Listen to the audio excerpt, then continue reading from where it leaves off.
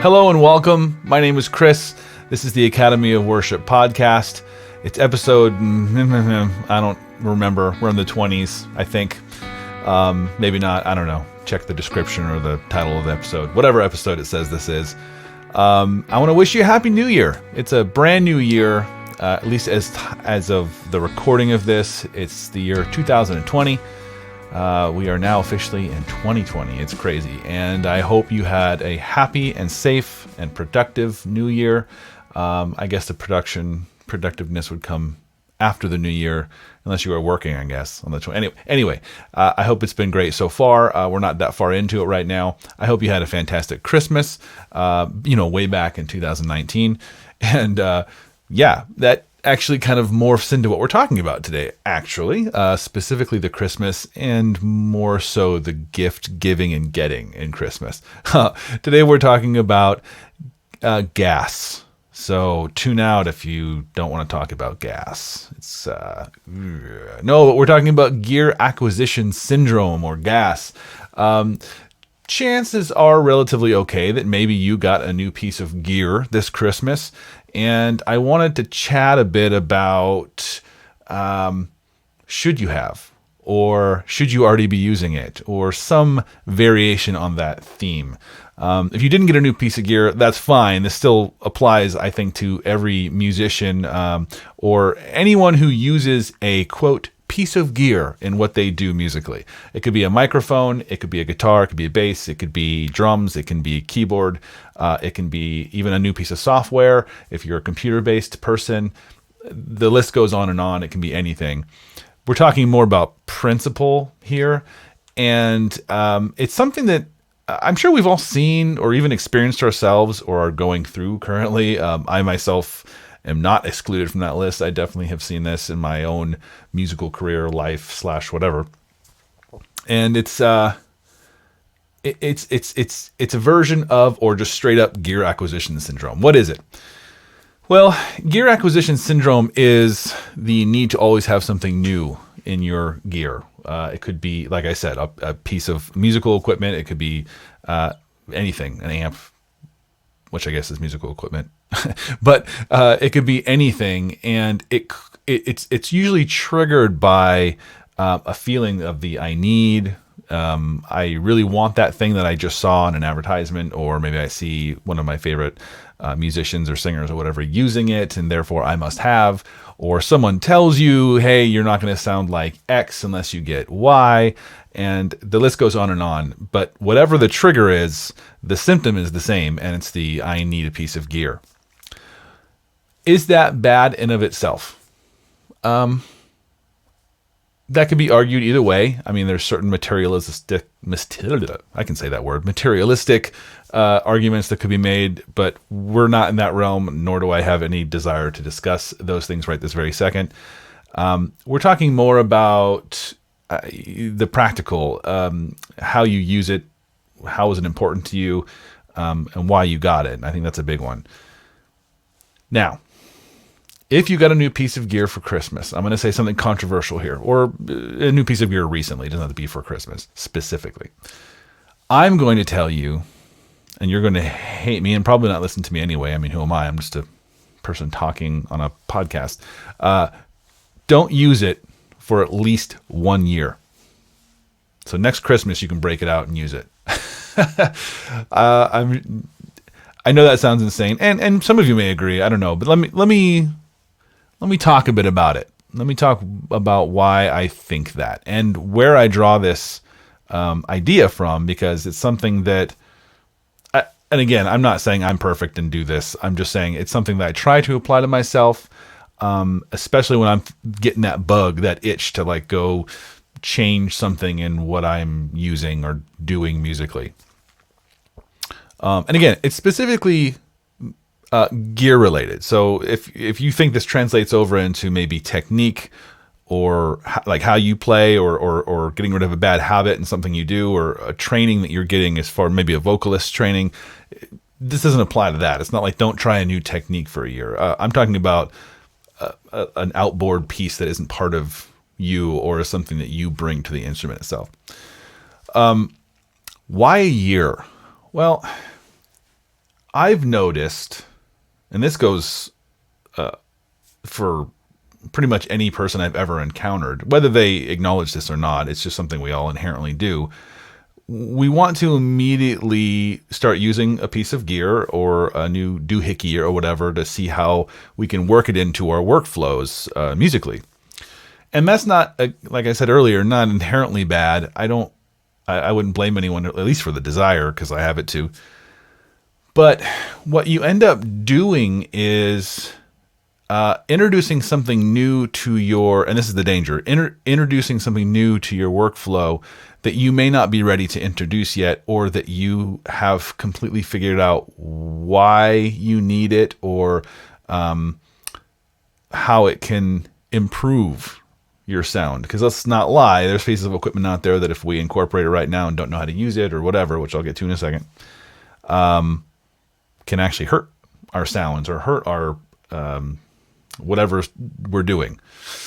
And that's kind of what I'm getting at. So when I say a year, it's not a hard and fast rule, but it's really until you know the current equipment that you have really, really well, what it can do, what it can't do, what you want it to do that it can't do, what even as far as maybe there's a certain sound in your head for whatever it is you're trying to accomplish.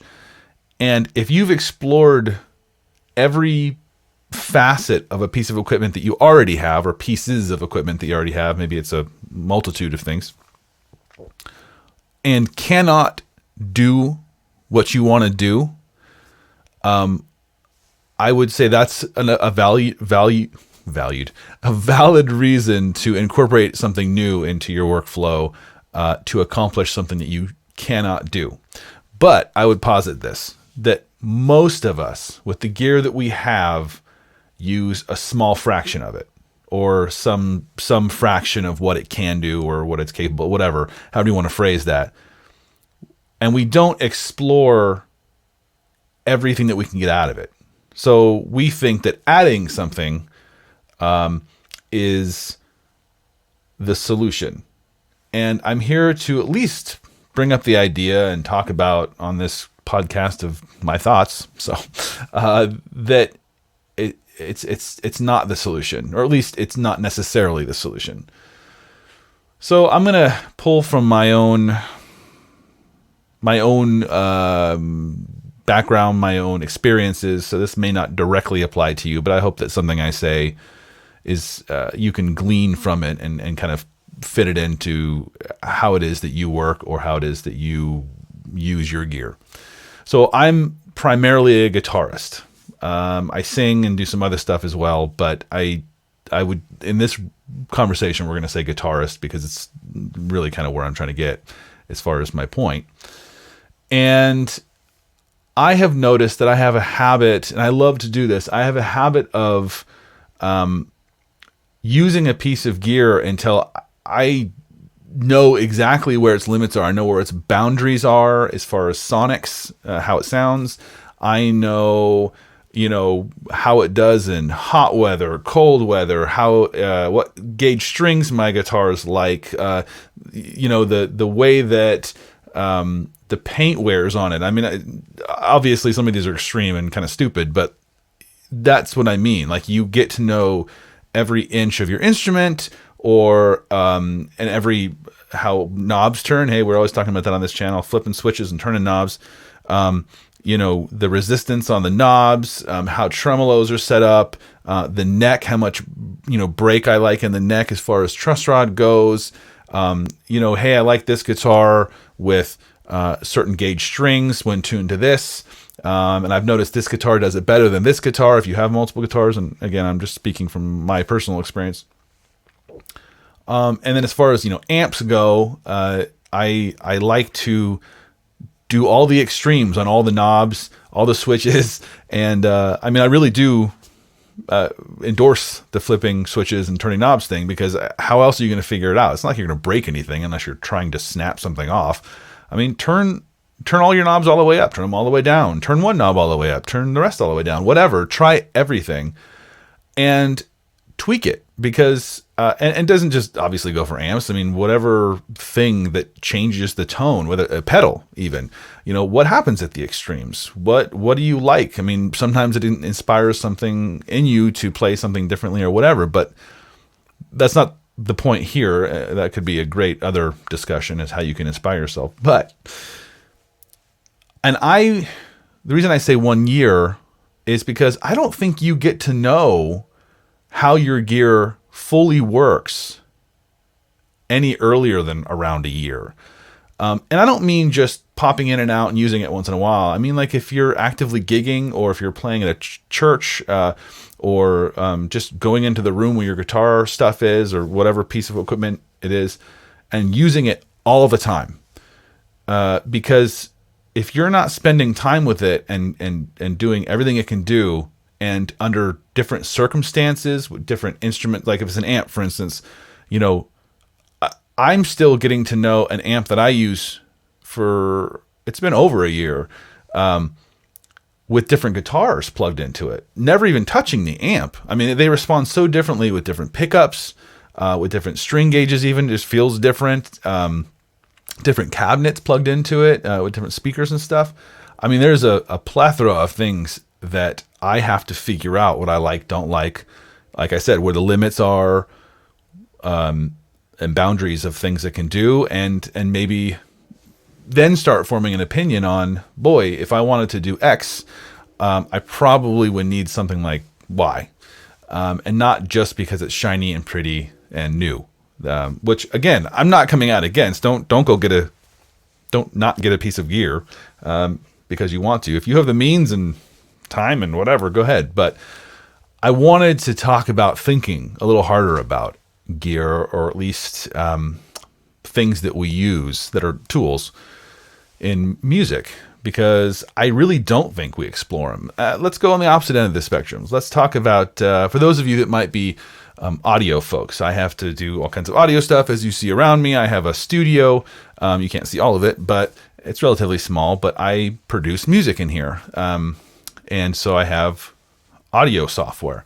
Specifically, I use Reaper to do my digital audio workstation stuff. If you've ever heard the phrase DAW.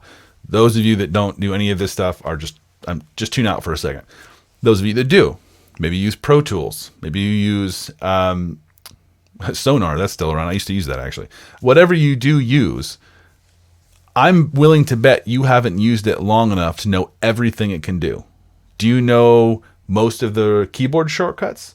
Do you know all of the plugins and how they work?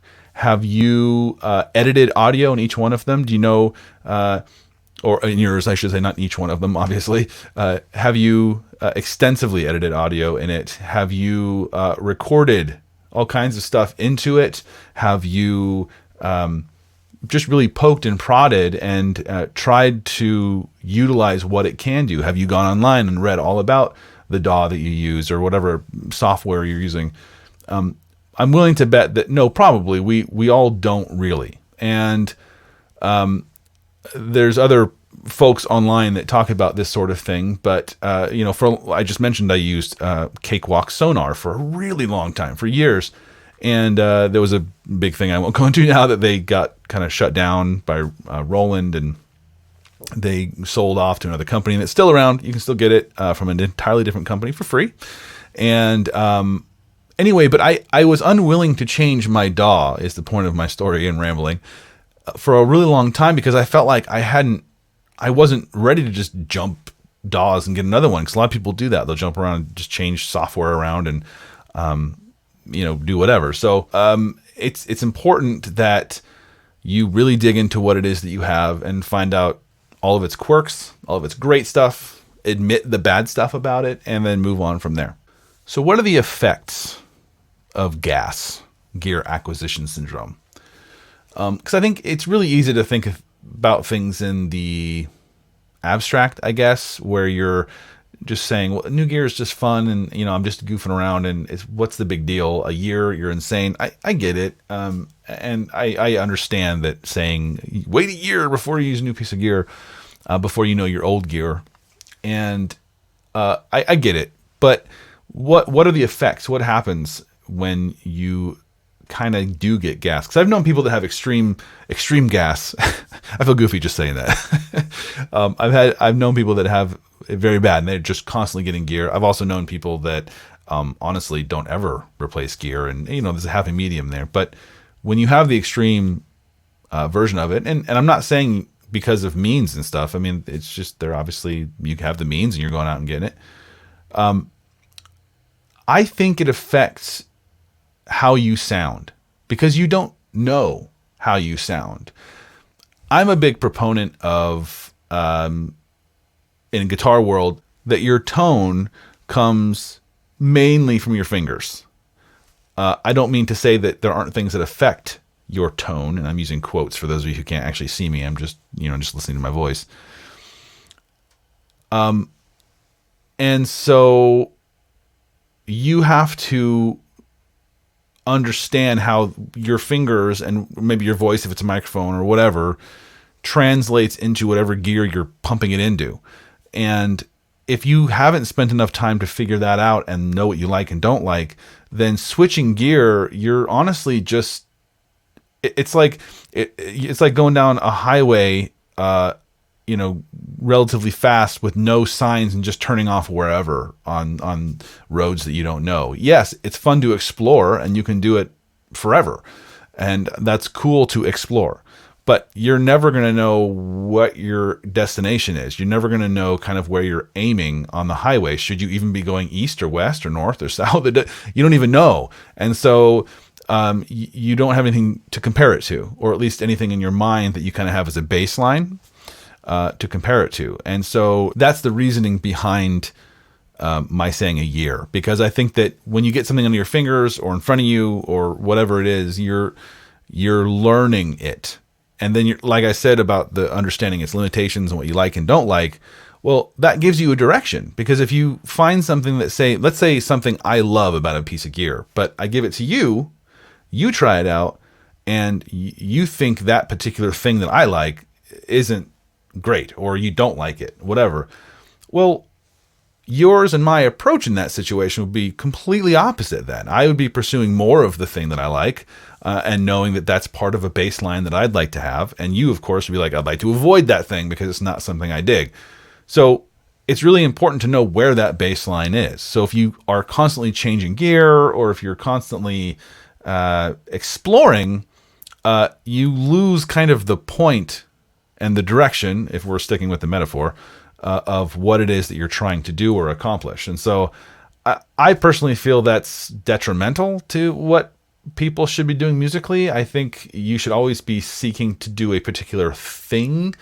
And again, I admit you can find out cool things that you do like by exploring, but if you only explore, you don't ever settle on something that you want to use as a baseline. Now, musically, I think that you could argue both ways. Like in my mind right now, I'm thinking, well, just exploring produces a lot of great, adventurous, neat, fun things, and you do discover what you like and what you don't like. But until you live with something you think you like for a while,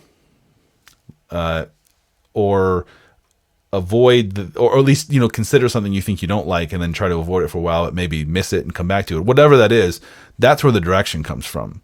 Because until you even recognize that about yourself, it's a little rough changing it up all the time, especially if you're going in just opposite directions every time you change. So that's kind of where I'm coming from. That's something that I've held to as a personal thing. I tend to live with a piece of gear for quite a while. And yes, I of course have the I want that, or the I need that. You convince yourself that, I've got to have that. And it's probably not true. And I get it. So that's that. There's really not a whole lot more to say on this subject, I don't think. Again, this is all opinion. It's not like you listening or watching this or whatever are going to 100% agree with me. In fact, you may 100% disagree with me. And I encourage that. Let's have a discussion about it. In fact, if you do, and you're watching this on YouTube, then just leave a comment below. Love it. Hit a thumbs up if you agree. Thumbs down. No, don't hit that one. Just hit thumbs up even if you disagree. If you're listening to this on podcast software somewhere, or on iTunes, or wherever your podcast consumption takes you, consumption, then please, like, or whatever mechanism they have in place. It's something that really blesses me, and at least lets me know that you're listening. And also, if you have a way to give feedback, like if you go to anchor.fm/Academy of Worship, then you should be able to leave some comments there as well if you're checking out the podcast there. But I'm not here to get likes. I'm here to just kind of spew forth information and opinions on things sometimes, like right now. And so I appreciate all of you listening. I appreciate all of you that watch. And I'm excited to see where we go in 2020. Who out there is excited? Let me know in the comments below. If you're on YouTube, or send me an email. I think I've plugged this a couple times. Send me an email at academyofworship@gmail.com. That's our email address, and I will do my best to get back to you. But let me know your thoughts. Let me know what you like, what you don't like. Do you think having gas is an amazing thing? And I can't. I say it. I say having gas, and it's just too funny. Yeah, we've gone down the 2-year-old rabbit hole here. 4-year-old, 5-year-old, whatever a kid would laugh at. Fart jokes. There it is. Jump to shark. Fart jokes. All right. That's it for this one. I appreciate all of you, and I hope you have a fantastic 2020. I'm looking forward to our future together. Thank you for joining me, and I will talk to you in the next one. See ya.